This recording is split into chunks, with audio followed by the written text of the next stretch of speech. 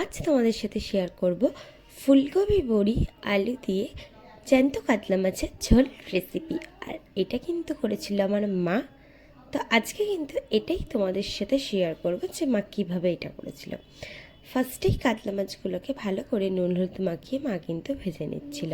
আর যেহেতু এতে মাথা ছিল তার জন্য কিন্তু মাছটা একটু ভালো করে ভেজে নিয়েছিল কড়া করে।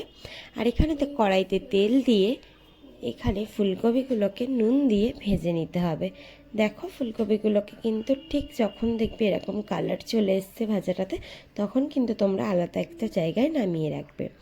তারপরে কড়াইতে বড়িগুলো দিয়ে অল্প পরিমাণ সর্ষের তেল দিয়ে বড়িগুলো কিন্তু ভালো করে ভেজে নিতে হবে। এরকম লাল লাল ভাজা হয়ে গেলে আলাদা একটা জায়গায় বড়িগুলো তুলে রেখে কড়াইতে আরেকটু তেল দিয়ে ফের তোমরা আলুগুলোকে দিয়ে দেবে। আলুগুলোকে একটু ভাজা ভাজা হয়ে গেলেই এখানে অল্প পরিমাণ পেঁয়াজ দেবে। খুব একটা বেশি পেঁয়াজ দেওয়ার দরকার নেই, অল্প পরিমাণ পেঁয়াজ কুচি দিয়ে একটু ভাজা ভাজা হয়ে গেলে এখানে তোমরা হলুদ গুঁড়ো আর লঙ্কার গুঁড়ো দিয়ে দেবে।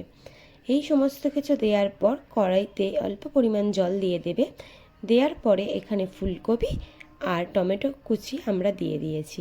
এখানে সব কিছু দিয়ে ভালো করে কিন্তু এগুলোকে মিক্সড করে নিতে হবে যতক্ষণ না অবধি টমেটোটা ভালো করে গলে। টমেটোটা গলতে শুরু করলে এখানে জিরের গুঁড়োটা তোমরা দিয়ে দেবে। দিয়ে এই সমস্ত সবজিগুলোকে ভালো করে মিক্সড করে নেবে, কষিয়ে নেবে।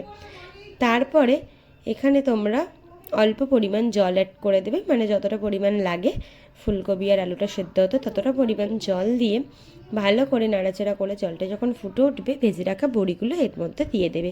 কারণ বড়িগুলো ফুটতে একটু তো টাইম লাগে, তাই জন্য বড়িগুলো দিয়ে ভালো করে নাড়াচাড়া করে নেবে। এরপরে বেশ কিছুক্ষণ চাপা দিয়ে রাখার পর সব কিছু একদম রেডি হয়ে যাওয়ার পর ওপর দিয়ে আমরা জিরে গুঁড়ো ছড়িয়ে দিয়ে, আর এখানে কিন্তু আমরা দেখো মাছের মাথাটাকে আগে দিয়ে দিলাম, কারণ মাছের মাথাটা একটু বেশি ফোটে, তাই জন্য মাছের মাথাটা দেওয়ার পরে এখানে আমরা মাছ ভাজাগুলো ঝোলের মধ্যে দিয়ে দিয়ে বেশ কিছুক্ষণ ধরে একটু ফুটিয়ে নিয়েছিলাম। তারপরে ঝোলটা ভালোভাবে ফুটে উঠলেই এখানে আমরা অল্প পরিমাণ ধনেপাতা কুচি ওপর থেকে ছড়িয়ে দিয়ে বেশ কিছুক্ষণ ফুটিয়ে আমরা এটা নামিয়ে রেখে দিয়েছিলাম। তো আমাদের পুরো রেসিপি তোমাদের আজ কেমন লাগলো অবশ্যই কমেন্ট করে জানিও। আর এই বড়ি ফুলকপি আলু দিয়ে মাছের ঝোল কার কার ভালো লাগে কমেন্ট করে জানিও।